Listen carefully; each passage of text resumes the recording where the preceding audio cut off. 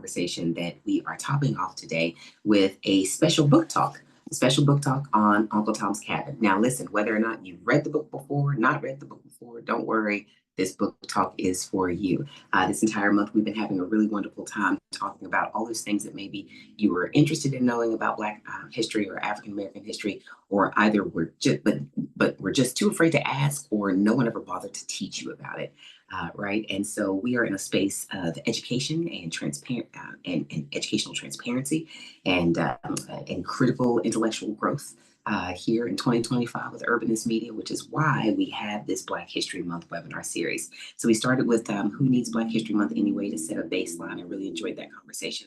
One of my favorite conversations talking about on the red record, pardon me, with Ida B. Wells absolutely is a staple conversation talking about the development of Black politics and violence against Black bodies post-Reconstruction, post-Civil War, in the early part of the 20th century, at the turn of the 20th century. We had a really productive conversation last week about reparations now, having to understand what restitution to Black communities could potentially look like, should potentially look like, and looking at the precedent that has been set across the globe in other spaces where social injustices and wrongs have been institutions have made amends rather for social injustices and wrongs to particular communities. And that was a really productive conversation. So I'm excited today to kind of shift our gears. One of the things that I love to do is, while I tell people, present your grandma's Black history. We're not just going to, show you some random pictures of individuals, old black and white photos and say, he invented this and she invented that. What we want to do is create context, right?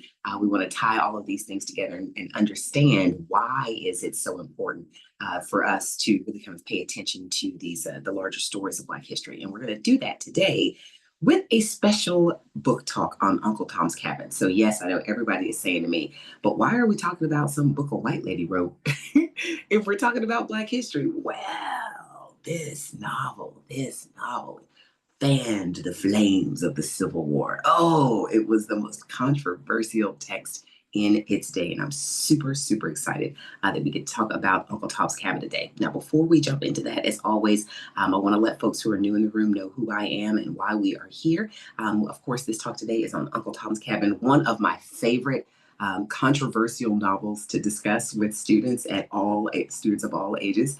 And so I'm really excited about that. Again, if you have your copy, feel free to pull it out. We'll be reading off of page 9 today, just a little bit of a snippet. Unfortunately, we don't have longer, or I will read more sections. I'm excited about it. But so who am I before we jump into this incredibly controversial conversation? And incredibly controversial because it will likely be illegal. It could be illegal in the state of Ohio very, very shortly for me to have these types of conversations as a part of a public institution. Huh, who knew? Who knew? So who am I? I am a professor of United States history, of African American history, South African history, and women's studies. I'm a published author in the fields of South African history, American history, and local histories of the American South. And I am also a celebrated children's book author. I'm very excited about this. My book that you can see just over my shoulder here, there we go. It's Just Skin Silly. It's Just Skin Silly has been translated now into 4 different languages: Afrikaans, German, Portuguese, and Spanish. And we're incredibly excited about being able to normalize conversations about skin color and skin difference for young people, to allow them to take ownership and control over the ideas surrounding skin color and the facts surrounding skin color. And so it's the type of book that's aimed at a 4th, 5th grade level, but it's the type of book that should be read with the family, with mom or dad or grandma or grandpa or auntie or uncle or whomever. And it's the type of book that can also grow with a child. And so we're really excited about that. And so make sure you get on Amazon. Well, get on Amazon, but not during the boycott days, or reach out directly to Catalyst Press. There we go. Reach out to my publisher, Catalyst Press, CATALYST Press, if you'd like to get your copy of It's Just Skin Silly in any of these languages in your home. All right.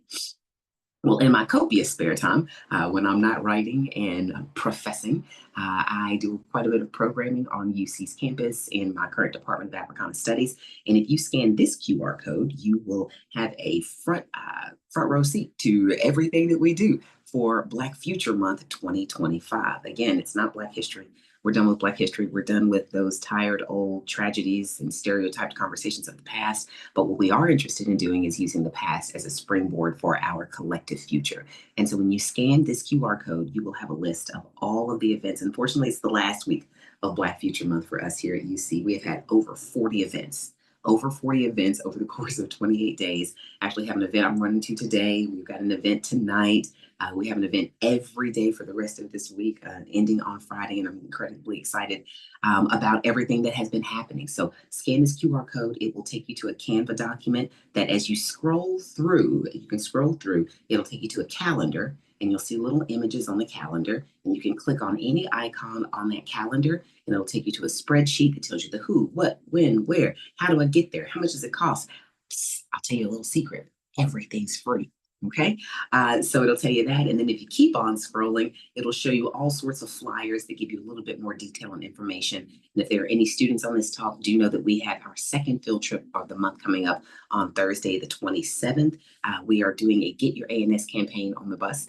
We are heading to the Aronoff Theater to see Revolution Dance Theater, Cincinnati's first Black ballet troupe. We have been invited to a private dress rehearsal on the evening of the 27th, and you are welcome to get your ANS on the bus with us by using the QR code that is attached to the flyer on this link in front of you. Fantastic. I hope everybody has that, and I look forward to seeing you at some programming for these next few days. So let's jump into it, shall we? Ooh, this is exciting. I'm going to ask again, because of the device that I'm on right now, I can't see the clock. So I'd really appreciate it, Sydney, if you would give me a 10-minute warning. When we get to about 12:50, I'd really appreciate it if you would just kind of interrupt me wherever I am, just to let me know that I can wrap this up. Thank you so much. Okay, so let's jump into it. Thank you, thank you, thank you. So let's jump into it. Uncle Tom's Cabin. Again, the novel that fanned the flames of the Civil War, right? Like this was how it was referred to in the press in the late part of the 19th century. Yeah, it was really funny. Like in the, to think that the masses of Americans were so enraptured with literature and the written word that they were reading popular novels, popular fiction to help them determine political positioning, to help them. This was their research. People were actually reading books to learn about what was happening in society in the 19th century. Who could imagine? Who could imagine such a thing, right? But it was indeed and referred to as the novel that fanned the flames of the Civil War, right? But I would love to start with a question. And And the question is, why do people hate or avoid Uncle Tom's Cabin so much? I mean, this is a controversial book for a lot of different reasons, And I'd love for you to unmute yourself and tell me if you've never read Uncle Tom's Cabin, why have you never read it? If you've heard people talk about Uncle Tom's Cabin and you've been like, I'm not gonna read that book, that's a stupid book, for whatever reason, feel free to, I believe it is being recorded, but thank you for asking. Thank you for asking. Sydney, if you will take care of that. So the question is, somebody feel free to unmute yourself. Why do people hate or avoid reading Uncle Tom's Cabin? Anybody, feel free. No wrong answers here.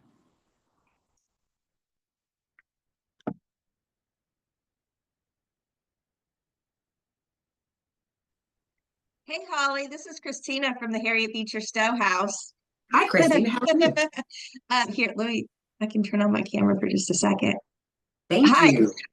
So from my perspective, inviting people into the Beecher family home, people avoid or hate thinking about Uncle Tom's Cabin because they have a lot of misconceptions about what it is about. And a lot of that comes from, kind of the 20th century social history of the terminology Uncle Tom. And they're like, I don't want to read that book because it's about, and they don't really know as much about what the actual novel is about versus what their cultural perceptions of it are. Ah, Christina Hartley from the Harriet Beecher Stowe House. I cannot thank you enough for being a part of this conversation today. Well, I guess that's it. We know what it's all about. We may as well pack up and go home because she answered it perfectly. No, thank you for that. Thank you for that. That is not true. I'm sure you have a lot more to add. No, I do. But you are giving us the perfect launching pad for this conversation The reason people avoid Uncle Tom's Cabin, the reason people have avoided it, the reason that we avoid it now, there are so many triggers.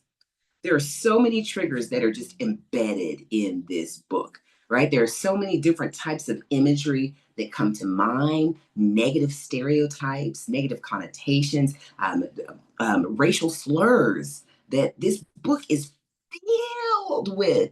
And it makes it incredibly difficult to read because we are socialized. By we, I mean, those of us who've been the product of public and private education here in the United States in the past, I don't know, 40, 50 years, we're socialized to have a knee-jerk reaction to some of this negative imagery, a lot of these words. And it's filled with all of these negative images specifically surrounding Black communities in the United States, right? And particularly free Black communities or enslaved Black populations in the latter part of the 19th century. And so, but let's talk about this. Let's unpack these many triggers, and then talk about how we use this text as something that is that can be very useful, particularly in a K through 12 learning environment. So, what is an image? An image is a visual representation of a person, a thing, etc. Right? We all have this as a baseline.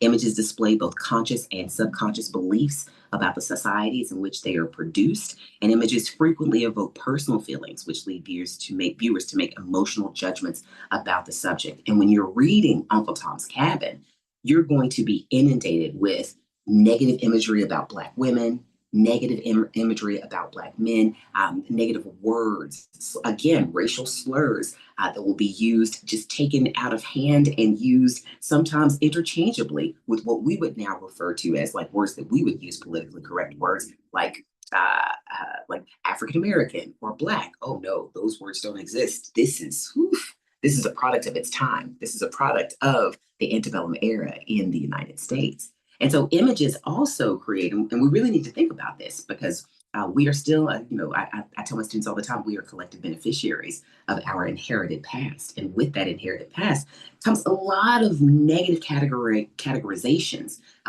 with regards to specific communities from specific regions and locales. And Uncle Tom's Cabin, this novel, forces us to have to confront that and talk about that and deal with that here now in the 21st century. So images also create these archetypes or these collectively inherited subconscious ideas or thought patterns, or even patterns of thought that are universally present. And so when we're talking about ideas that are universally present, we're about to get into a really difficult space where we have to talk about stereotypes against Black America at the turn of the 20th century, and well, prior to the 20th century, and during the era of enslavement, during the antebellum era. And the antebellum era is those last 3 decades of US history from 1830 to 1860, leading up to the onset of the Civil War.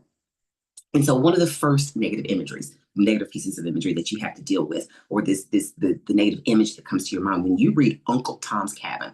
Uncle Tom is a slur.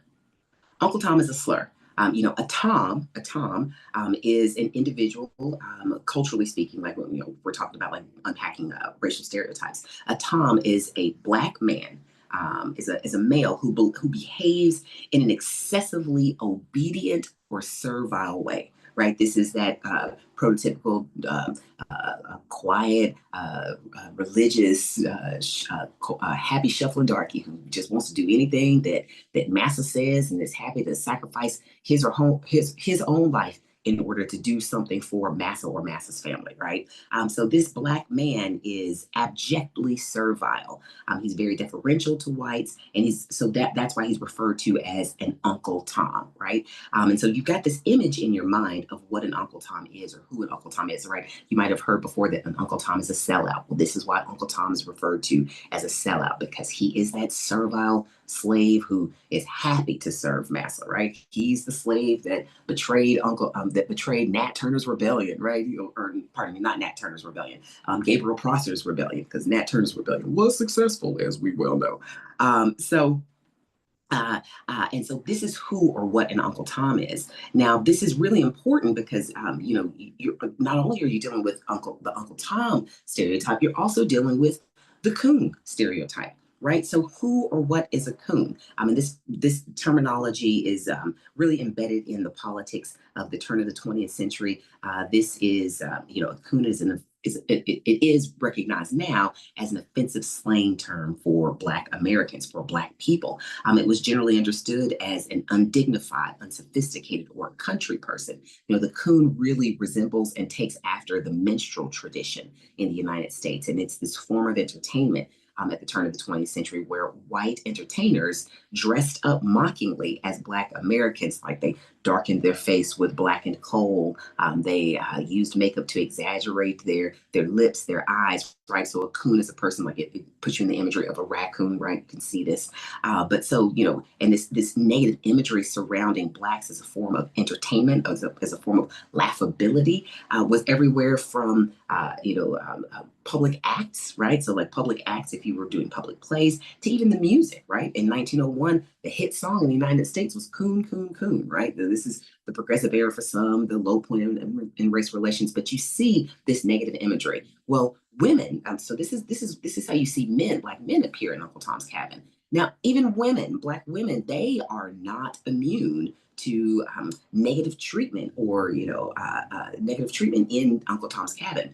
If you are looking for books that really if you're looking for a reading that would help you get a little bit closer to the dangers of stereotypes surrounding Black women in literature and in popular media, I would really recommend that you read Patricia Hill Collins' Black Feminist Thought. Black Feminist Thought, she's got one particular chapter that I've been in love with for decades. And it's called, it's chapter 4, Mammy's Matriarchs and Other Controlling Images. Basically, what she does is she says that, as Americans, we've been so inundated with negative imagery about Black women and Black women's bodies that it's difficult to take them as serious characters. And so when you see them, you'll see them in these roles as these laughable, mammies, matriarchs, Jezebels, and welfare mothers, right? And when you look at a lot of the imagery that you see from Uncle Tom's Cabin and what we know in popular culture, especially when those of you who know anything about pardon me, Saartjie Baartman, the way in which Black women have appeared, and if you've looked at foundational documents and texts, and the way Black women and their bodies appear and conversations about them appear, you develop this caricature in your mind. You can develop a caricature in your mind, and it's this caricature that is this ludicrously exaggerated, supposed defect of people, right? And so one of the these ludicrous exaggerations of Black women that you see in Uncle Tom's Cabin is the stereotype of the mammy, right? This is so hard, right? So now we're dealing with Uncle Tom's, we're dealing with mammies, right? And so this is like, these are words where if you said these out loud, you'd probably whisper, right? How many people in this call remember, like even 10 years ago, you could have a conversation with a student or anybody, and if they were saying the word Black, they'd whisper it. They look over their shoulder, right? What do? You can't whisper this whole book. And it's filled with this horrible, stereotyped imagery of who or what a Black woman is, right? And so a Black woman at this point in time, in this era of the United States, in U.S. history, is really kind of seen as this negative mammy type, right? So who is a mammy? So a mammy is a Black woman who's engaged as a nurse to white children, or she's basically seen as a servant to white families. And history is replete with stories of quote unquote mammies sacrificing their relationships with their own children, with their own families, in lieu of caring for white children and caring for their master or their masters or their owners or their employers' children over their own, right? Always sacrificing their own families, and instead of taking care of, well, rather in lieu of taking care of white families. And so you've got this mammy character who, and you see mammy characters in Uncle Tom's Cabin. Well, who's talking to young people about how do we contextualize this? Well, why is Mammy so frightening, or why is Mammy such a controversial character? Well, she's a controversial character because she is, believe it or not, she's the most popularly accepted archetype of what a Black woman is. This is what, pop culture, this is what entertainment is comfortable seeing Black women as. And this is something, Black women as a source of entertainment, Black women's bodies as a source of entertainment.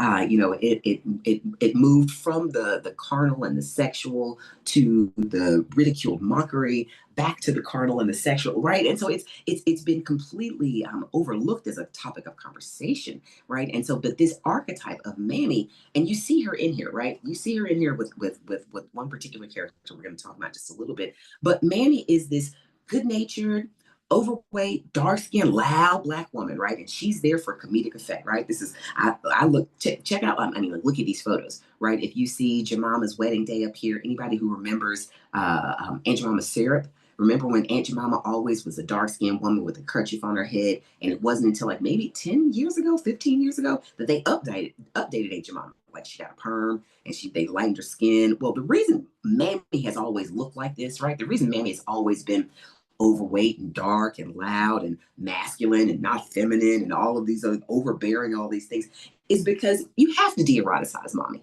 Yeah, Mammy, pardon me. You have to de-eroticize Mammy. You have to de-eroticize this Mammy figure, because Mammy is the black individual, particularly the black woman, who's always in your home. Mammy does everything. Mammy cooks for you, she cleans for you, she wakes your kids up, she does the laundry. When you are sick, she feeds you. She bathes you. She brings you things to eat, things to drink, all your snacks. She cleans your clothes. Mammy does everything for you. And if Mammy's doing everything for you, Mammy's always in the house. And if Mammy's in the house and Mammy's an attractive black woman, why, that could potentially be sexual competition in your household. Like, who has attractive nannies? Everybody knows you don't hire a beautiful nanny. Everybody knows you don't go hiring like beautiful help around your home. Anybody with a wealthy husband knows that's the last thing you want to do, or at least that's what women think, right? We've been socialized to believe you can't do this because that's a threat in our home. Well, this is specifically why Mammy has to be this type of character, right? You got to de-eroticize Mammy because she makes the whole white family, especially the wife, she makes the wife safe, right? And so you're dealing with all of these negative stereotypes and imagery that we have ingested but never really kind of dealt with, which makes Uncle Tom's Cabin a really, really difficult book to read. Another reason why Uncle Tom's Cabin seems unapproachable to a lot of people is not just because of the imagery, but also because of the words, the way that it's written, right? For those of you who aren't familiar with the term vernacular, please add this to your lexicon. Vernacular. It is the language or dialect spoken by ordinary people in a particular country or region. And when you hear people use the term vernacular when they're talking about like slave era texts, or emancipation records, or even like 19th century, 18th, 19th century writings, like people, all sorts of different things. What you'll see is the way in which it's written, that it sounds as if it's commonly referred to or misunderstood as broken English. And what you need to understand is that for the 200 some odd years that the transatlantic slave trade, that British North Colonial America engaged in slave trade and transported Africans to the New World, there are over 2,000 languages, more than 3,000 languages and dialects on the continent of Africa. So the idea that there was one African language, that there is one African language, has always been a fallacy. Right. So I need you to imagine that, Africans being transported by the millions have numerous languages that they're speaking. The average African individual that I know today speaks 3 or 4 different languages, quite frankly.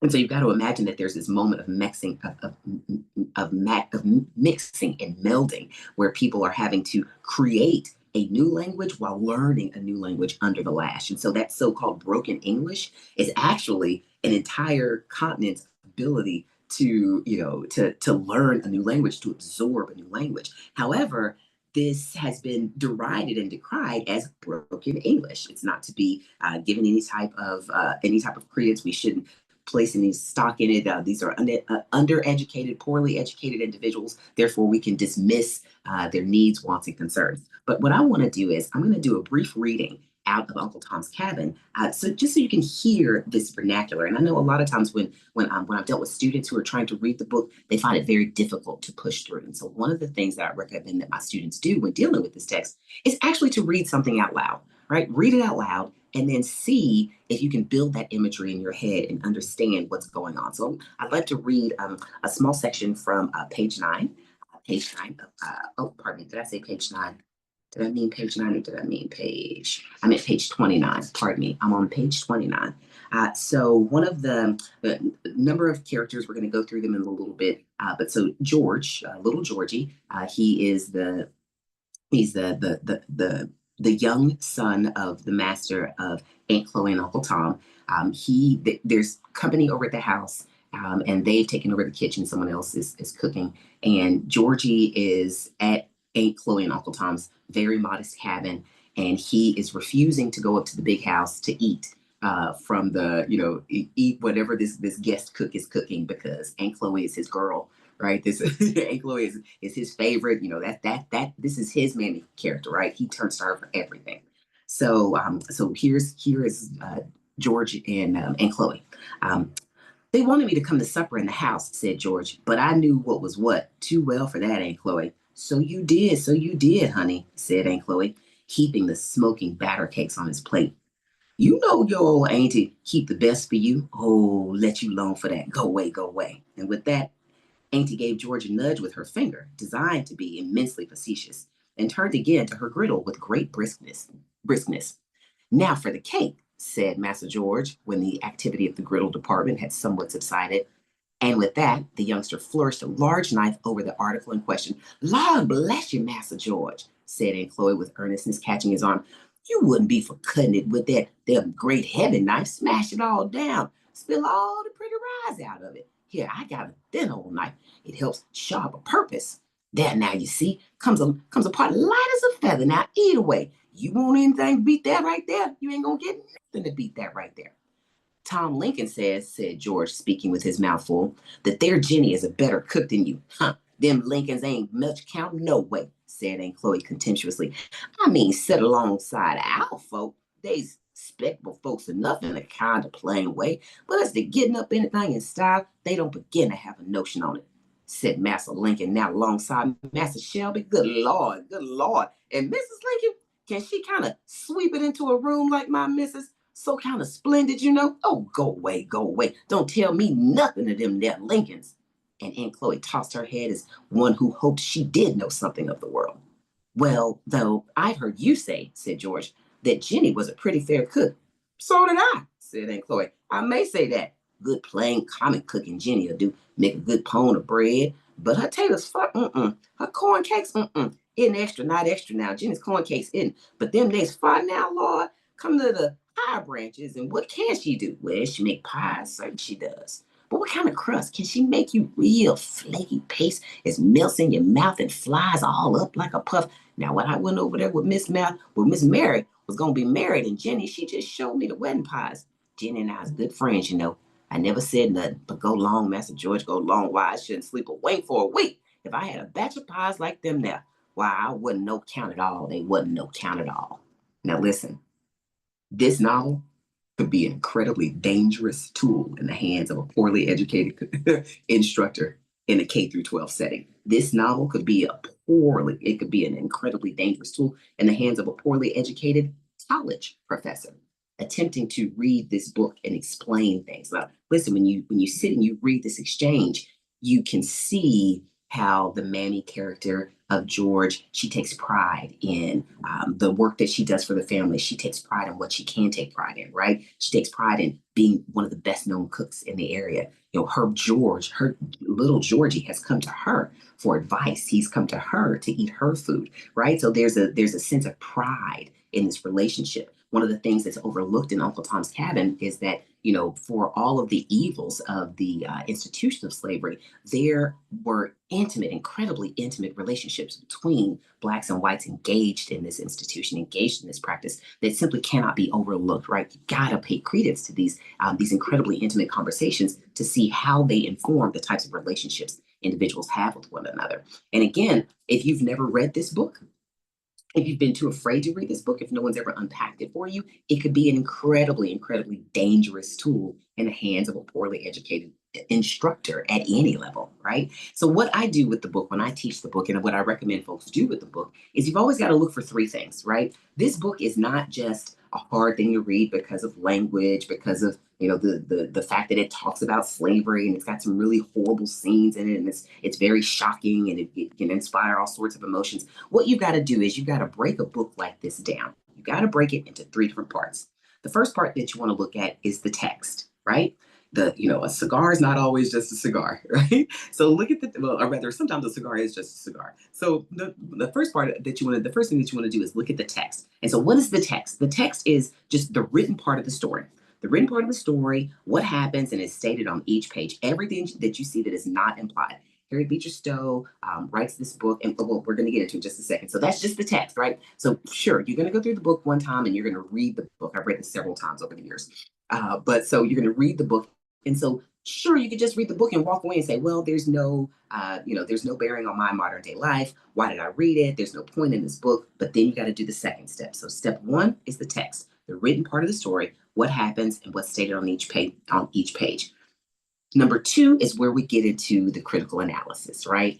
Context. One is the text. Part two, you've got to consider the context. If you've been thinking that you want to read Uncle Tom's Cabin, if you want to learn a little bit more about the Civil War, if you want to learn more about abolitionism, the abolitionist movement, you pull this book out. So, number two, when it comes to the context of Uncle Tom's Cabin, you want to think about things like the date that the work was published, who it was written by, the climate of the time, the background. This is the background information that every reader needs to interpret and accurately understand what's happening in the story.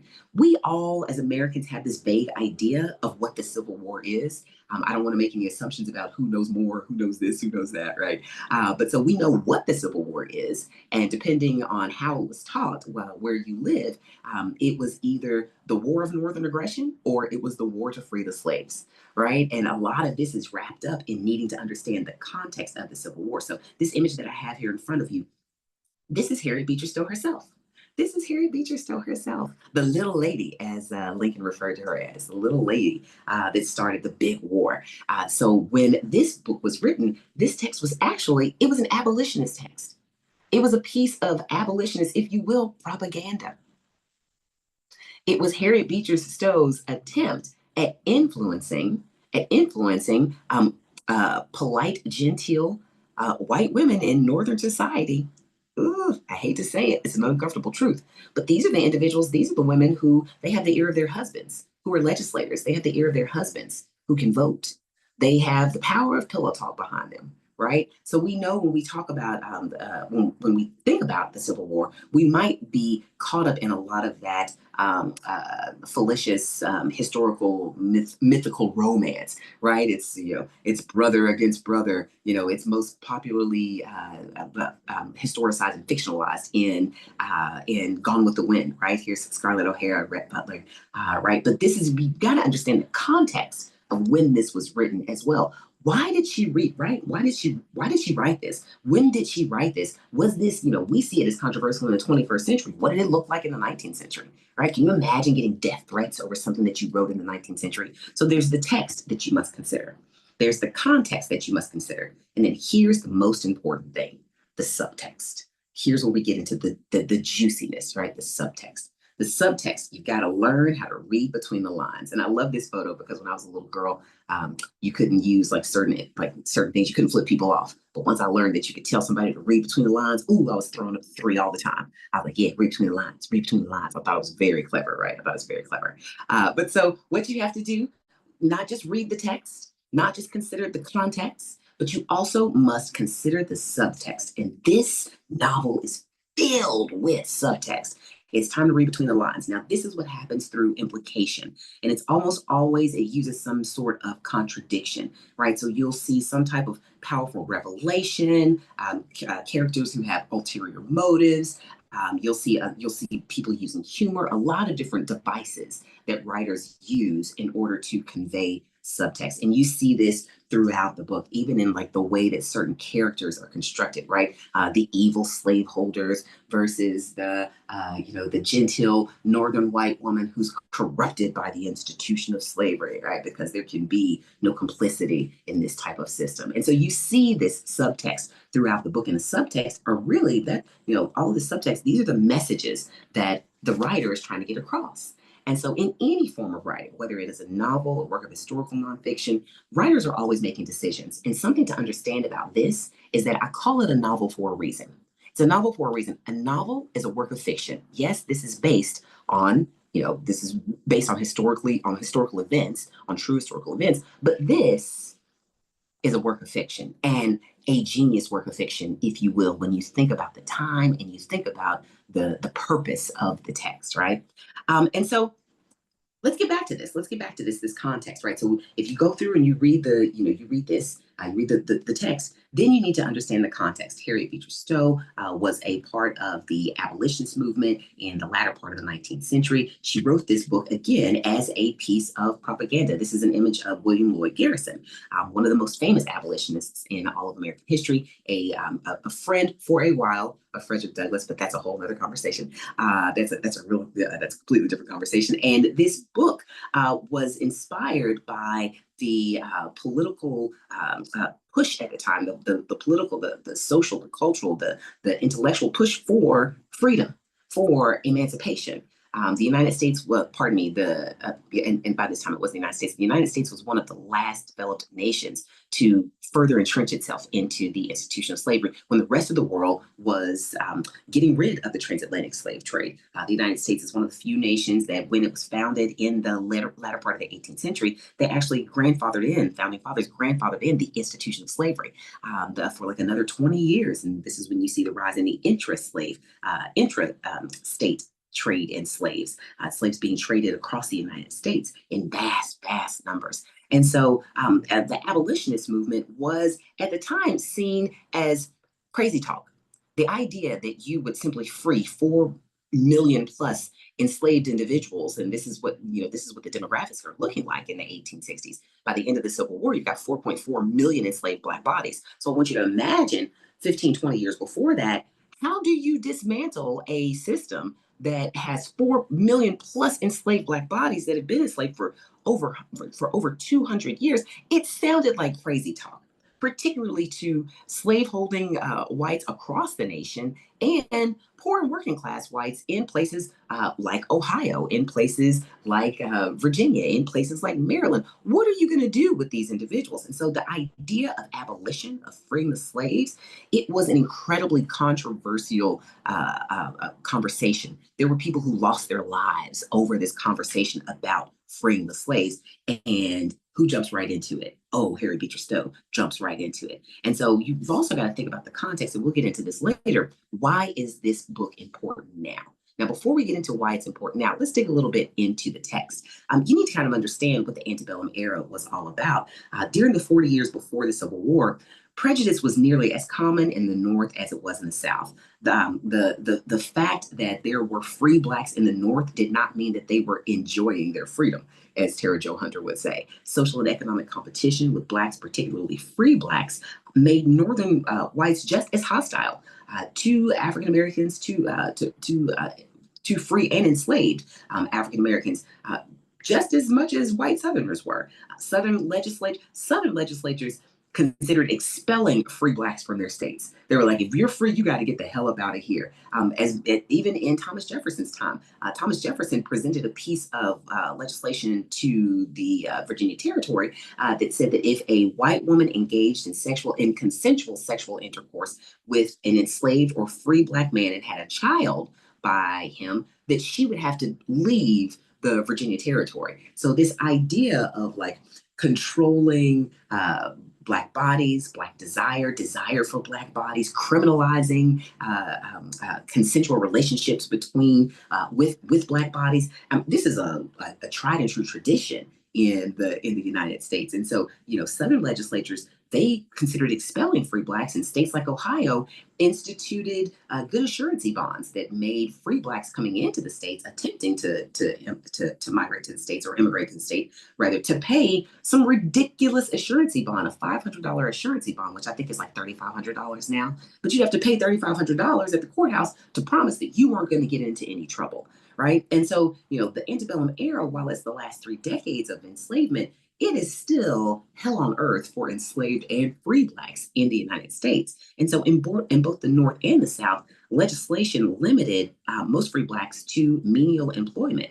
Now, Black resistance, of course, is on the rise, and it's not just coming from people like David Walker, who in 1829, 1830 writes David Walker's Appeal. It's not just coming from people like him who are condemning slavery. It's not just coming from Henry Highland Garnett, who are telling people to let your motto be resistance. It's coming from good little white Christians like Harriet Beecher Stowe. They see it as their Christian duty. There's a moral and ethical wrong with the institution of slavery. And this book, this novel, is laying it all bare, laying all the hypocrisy of republicanism, right? Bare, laying all of the hypocrisy of Christianity bare. So there were new developments in the character of the Black church, particularly this idea of liberation theology, and you see this throughout the book, right? One of the things that Uncle Tom imagery, that Uncle Tom stereotype is taken for granted is that yeah, he is a servile individual. Yes, he is docile, but Uncle Tom is also an incredibly Christian individual. He believes in the Bible. He believes in the Word of God. He has drunk the Judeo-Christian Kool-Aid, and he loves the taste of it. Loves it. And there's nothing wrong with this because he believes that he is in service to God, that he is doing his duty. And this is, I mean, and so like he believes that he has a moral and ethical duty to serve his master. And misguided as that may be, the idea that his faith is so unshakable and so solid in that fact really makes you kind of question Christianity and the way in which it is understood in free and enslaved communities at this time. And that's a really wonderful conversation to have in open intellectual communities such as this. We are very familiar with the fact that in this time, the 1830s, this is really a time of resistance, of Black resistance. I'm thinking about Gabriel Prosser's rebellion, Denmark Vesey's conspiracy, and then, of course, Nat Turner's rebellion in 1831. And Nat Turner, he is like really digging into this idea of liberation theology, where he's melding Christian beliefs and ideas into the framework for an intellectual and pedagogical framework for freedom, for emancipation.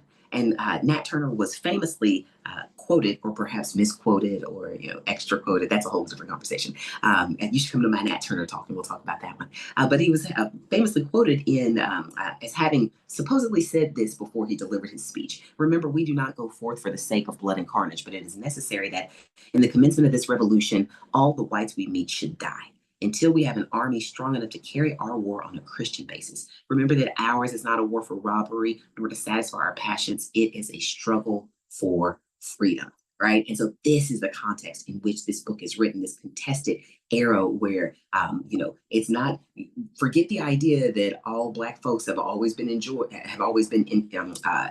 with the idea of nonviolent resistance, right? Liberation theology can go the absolute opposite way, and you see this happen, right? You see this happen, and so these fears of you see all the greatest fears of white America pop up in this book, particularly white slaveholding America at the end of the 19th century. And so abolitionism, of course, was something that started the Northern anti-slavery movement, began in Philadelphia in the 18th century. And it was Philadelphia Quakers who were the first to recognize an anti-slavery society in the world. And amazingly enough, if you were a Quaker, you couldn't own a slave and remain a Quaker. The Quakers were one of the first interracial denominations in the United States. Sojourner Truth, if you have ever read Aren't I a Woman, Sojourner Truth was one of the more infamous or more famous Quakers in the latter part of the 18th century. And so you see this resistance to abolition, and that's what this text is. Pardon me, not a resistance to abolition. This is a part of abolition, right? But you do see a resistance to abolition. You see this resistance to abolition on the part of legislators, on the part of particularly those in Washington. And you even have an elderly Thomas Jefferson who is saying, the white Southerners have a wolf by the ears. Once Black folks have been enslaved, you can't let them go safely. You can't let them go, right? And he was very famously quoted as having said that we have the wolf by the ears, and we can neither hold him nor safely let him go. Justice is in one scale and self-preservation in the other. The fears, the very real fears on the part of slaveholding and non-slaveholding alike, white Americans at the time, was that they would be overrun, pushed into the seas, that the Black masses would do unto them what had been done unto them, right? And so you see a treatment of this. You see these fears really pop out in Uncle Tom's Cabin, and you got to have conversations where you inform people about the background, right? The text, the context, the subtext, so you can really kind of understand the genius of this text. So let's talk a little bit in the time that we have left. Let's spend some time actually talking about some of these individuals that you'll see in the text. I don't want to ruin it for you. But I do want to tell you about some of the more important, about like the way that you'll see womanhood. Womanhood as a concept, the way that it presents itself in Uncle Tom's Cabin. It is indeed influenced and tinged by a lot of those stereotypes that we talked about earlier. And then you'll see this as well with the men that we look at in the book. So let's take a look at some of these individuals that you'll see in the book. So Emily Shelby. Emily Shelby, Miss Shelby. This is, pardon me, this is George's mom, Emily Shelby. She is a virtuous and insightful Christian woman. She does not believe in slavery. Does not believe in slavery. Has slaves, but doesn't believe in slavery. Evangeline Eva, she is this angelic daughter, right? She's blonde hair, blue eyed. She's everybody's doll, right? She is untainted by the world. She's this unimpeachable Christian, and eventually, I will ruin this for you. Eventually, little Eva dies. Little Eva dies, and in her death, she becomes this Christ-like figure. But she is throughout the book, like this book, it's so fantastic. This novel is just filled with really wonderful, like imagery and great metaphors for you to unpack different people who represent different communities and how we should think about those in this time. There's Miss Ophelia St. Clair. St. Clair is part of Emily Shelby's northern relation. So she's a northern family member who comes to visit, and she's prejudiced towards slaves, but she eventually learns to see them as human beings. And so this is what Stowe wants her audience to be, right? She wants them to no longer be disaffected Northerners, right? You're prejudiced towards slaves, right? You don't like Black people. You don't like Black people. You agree that slavery is wrong, but you, on the same hand, you don't like Black people. But it takes you having to be confronted with this to see the evils of it and to change your idea so you can begin to see slaves as human beings, right? So this is who Miss Ophelia St. Clair is, right? She's this is who she's talking to, right? These are the individuals that Harriet Beecher Stowe is talking to, the Miss Ophelia St. Clairs. So there's Marie. She's the perfect foil for the idealized woman figure that's seen in other characters. You know, this woman, this particular wife, this white wife, she is petty. She whines and she's really foolish, right? She's the frivolous woman who is prone to the vapors. There's Mrs. Bird. She's a kind woman who tries very unsuccessfully. She's a kind woman who tries very unsuccessfully to compel action from her husband, who is in a position to do something, right? Voting white men, voting empowered men. These are the individuals who are making these decisions. And Mrs. Bird is another one of those white Northern abolitionist women who probably has some type of sympathetic leanings towards anti-slavery. This is who Harriet Beecher Stowe is talking to, right? So there's personal growth that white women can experience, and then there's the influence that they can lead over their husbands. I mean, like this book is filled with it. It's fantastic. Then you got Aunt Chloe, right? So you've got so those are the larger white characters in the book. Now, as far as the Black female characters in the book, you see this lean into a lot of the stereotypes. So Aunt Chloe, she's a seemingly jovial simpleton. She's the ultimate mammy. She's got to mask her complex feelings, but she's got to keep a mask because she has a role, she has a function. Eliza Harris. Eliza Harris is she's a smart, beautiful, and brave young slave. She's smart, beautiful, brave, and she makes this spectacular escape across the frozen Ohio River to save her son from being sold, right? She is one of the most sympathetic characters in this book. Who cannot understand the desire of a mother to save her child from perpetual servitude, from lifelong servitude? What mother could not have empathy for another mother whose child is ripped away from them and sold sold as labor to anyone, everyone? Who couldn't, right? So Eliza is this wonderfully empathetic character, sympathetic character. There's Topsy, right? This leans into some of those negative stereotypes. Topsy is this wild and uncivilized girl who's got to be transformed into the image of the perfect little white girl. There's Cassie. She's an abused slave mistress who must mask her pride and intelligence, right? Cassie is she's the bought and paid for spread legs. This is something that Harriet Beecher Stowe leans into, right? The sexual exploitation of Black women. This is, this undergirds a lot of the relationships that you see. A lot of the Black women's experiences here are undergirded by either sexual exploitation or the fear of sexual exploitation. And then there's Emily. She is a pious Christian slave who was purchased with evil intentions. Absolutely evil intentions. And so you see these types of commendable, pitiable, completely complex characters. And in order to really understand them, they are a reflection of America. They are a reflection of American sentiment. You actually have to discuss that. And that's a difficult thing to do with this book.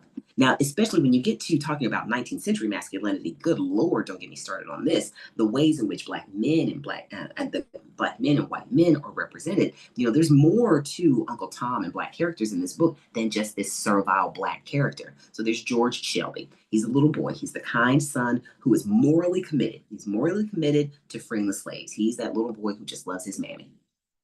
Loves his mammy, truly does. There's Augustine St. Clair, the flighty, romantic, hypocritical man who treats those around him well, but not well enough to free them. Right. So these are this is that complicit northern white person who again believes that slavery is wrong, but they're an investment. So why not? So tolerates and practices slavery. There's Tom Loker, a slave hunter turned religious man who sees the light and commits to Christ. Through Tom Loker, Harriet Beecher Stowe is able to have a conversation about people who think that they are truly Christians, right? She questions the hypocrisy of Christianity, those who claim to be Christian, and you hold people in bondage, right? And so she's able to have these wonderful conversations through this character. Mr. Haley, a contemptuous slave trader who buys Uncle Tom from the Shelbys and who barely masks his violent nature. This is the evil, right? This is he's right up there with Simon Legree, right? Who we'll get to in just a moment. There's Senator Byrd. He is a well-intentioned, this is the wife of husband of Mrs. Byrd, a well-intentioned man of means who's sympathetic to abolitionism, but he doesn't do anything. He is that prototypical complicit white individual who is benefiting from the system and doesn't see anything wrong with doing nothing about it, right? There's George Harris, Eliza's husband. He is a mulatto who fights for his freedom and is willing to kill a white man in order to maintain it and to attain it and to protect his family. There's Arthur Shelby, another good and kind-hearted man who tolerates and perpetuates slavery. Again, like the message is that slavery makes villains of all of us. And there's not an uncomplicated character in this book, not an uncomplicated character in this way that makes you have to see this controversy of abolitionism in the 19th century from so many different perspectives. And then, of course, there's the big bad villain, Simon Legree. He's that ruthless son of a bitch he's vicious. He's barbaric. He's loathsome. He takes great pride in breaking slaves. He fosters violence and hatred. He's the man you love to hate. He is the embodiment of the institution of slavery, the evil, the scourge, right? And then, as a foil to all of these individuals, you got Uncle Tom. He's a good and pious man. In the worst conditions, he turns to prayer to reinforce his faith. When his belief in God is tested, he withstands temptation and ultimately dies the death of a Christian martyr. Right? Harriet Beecher Stowe uses Uncle Tom. She transforms this negative, this negative stereotype of what an Uncle Tom is. He becomes the ultimate Christian. Right? He's turning cheeks left and right. Turning cheeks left and right. You cannot help but recognize his humanity. And by him, perchance, you can see the humanity of other enslaved individuals. And if you can see their humanity, perhaps you can stand on the side of right, which is abolitionism. Perhaps you can move from a place of compliance and complicity to active resistance against the system. And so, in the time that we have left, I don't know how much time we have left, but in the time that we have left, I would love for you to unmute yourselves. We have just a few moments. I would love for us to take a quick discussion break in the time that we've had to talk about this. And I'm going to throw out 3 questions, and I would love for someone to take up any one of these questions. Number one, because these are the types of things that this book that this novel forces you to really kind of think about. Number one, what is it to be a moral human being? What does it mean to be a moral human being? Number 2, in the book, much of the dialogue in the book is given over to a debate on the morality of slaves. Most of the slave owners feel like they are above the slave traders. And I would ask, do you think that that's true? These individuals in the novel who they tolerate slavery, but they maybe do not actively participate, or they see themselves as a kind master. Are they above slave traders? What does this say about complicity? Why do you think that so many members of the clergy defended slavery in the latter part of the 19th century? And then finally, one of the questions that I'd love for us to take up if we have time is Stowe's attitudes towards Black characters. For those of you who have read this, do you think that it was an acceptable point of view at the time, the way that she wrote the Black characters in the novel? And what do you think would have to be changed if the story were told today? Anything at all. And so I'll open it up. If there's anybody who would like to kind of weigh in on any of these, what does it mean to be a moral human being? Anybody?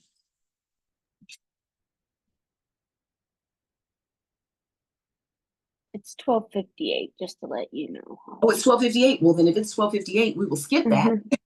Mhm. Thank you so much. Thank you so much. If it's 12:58, we'll skip that. And I will say, I would love for you to put these questions on your mind, perhaps more than anything else. If you can, take a screenshot of this. Take a screenshot of this. Thank you. Thank you. Take a screenshot. And then in the last 2 minutes, what I would love to say is, I would love to encourage everybody in the time that we have left, please use your privilege. Use your privilege now more than ever. Use your privilege. Use your knowledge. Use your positionality to engage in Black History Month for all of the 28 days of February 2025. There's no telling where this institution, National Black History Month, might go. And if it goes anywhere, we have to preserve these stories. We have to preserve these conversations. We have to preserve these safe intellectual spaces of growth and critical analysis. And so finally, thank you all so much for joining me on this talk on Uncle Tom's Cabin, the special book special. Thanks to Christina Hartley for being in the room and everyone else. I really appreciate it. And I will look forward, hopefully, to seeing y'all at another Black History Month webinar series in 2026. Thanks so much for joining us all month long with Urbanist Media. Thank y'all so much. Have a wonderful day. Thank you. Can we Dr. get your McGee. information by any Great chance? series. Thank you. Thank you. Feel free to stick around. I'm happy to answer any questions for folks who need to disconnect. Okay. Oh, for folks who can stick around and not disconnect. Sure. What was the question? The question was, do you teach, do you normally teach about the Black History Books Month and the most important books to read? Oh my goodness, the most important books to read. I could give you a list, madam, a list. But I do. So I normally do teach African American history. So I'm a professor of U.S. history, but I always teach it from a perspective of race, particularly the Black experience in America. And so I will still use a lot of the foundational texts that traditional U.S. history classes do use. So like things like the Constitution or Uncle Tom's Cabin, but I will teach them from a different perspective. And so I think that I found that to be much more useful for my students. I'm not teaching right now, unfortunately, because I'm getting ready to go on writing fellowship. I'm working on my third manuscript, which is about Black relations, Black Jewish relations within the NAACP in the 1950s and 1960s. But I do have a book. I have a list of books. I can share that with. Yeah, that would be great because we have a 17-year-old and then we have a fourth grader. Our kids go to Quaker schools, which is really great. But it's part of our family goal to have an African American teacher teaching them on top of what they're learning at school because they don't have any Black teachers. So these are younger kids. That would be really awesome. So I'm Deka's cousin. I will put my information or take your information and see if you are looking to do that. And then we have a fellowship that we go to Kenya and teach in Maasai land. Our school does an exchange program in Kenya. And I think some of our schools in Kenya would love to use, for the primary, grade, you call it here lower school to the upper school. So we call it the primary school. So please count me in. I am always happy to do talks, and I can tailor my talks to younger audiences, particularly with the skin book. I'm able to have conversations about skin and race with younger people. And so please do keep me posted, and I'll give Deka all of my information to share with you. And I would love, love, love to work with you and your organizations and your kids. Just let me know because I'm here to have these conversations. Thank you. Okay, thank you so much. Bye-bye. Thank you, Layla. Have a wonderful day. Do we have anyone else left on the call? Just one point. This is Christina again. Obviously not today, but at some point it would be interesting for me to have a conversation about Harriet's critique of the church and their non support of abolition, and Martin Luther King's critique of the white church in Letter from a Birmingham Jail. And then we could even extend that to, today's, critique of the church and what it does or doesn't do in regards to race relations.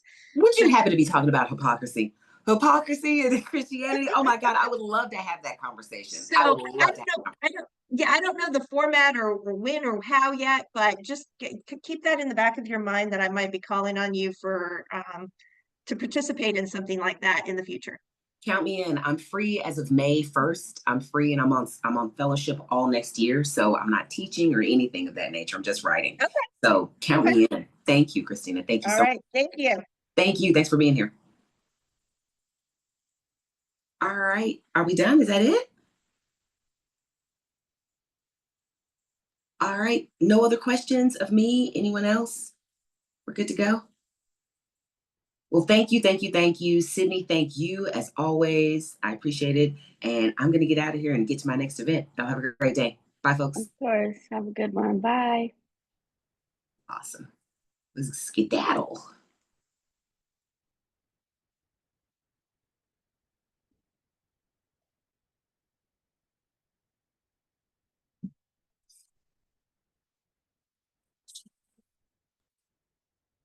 Now, get my thing ready first.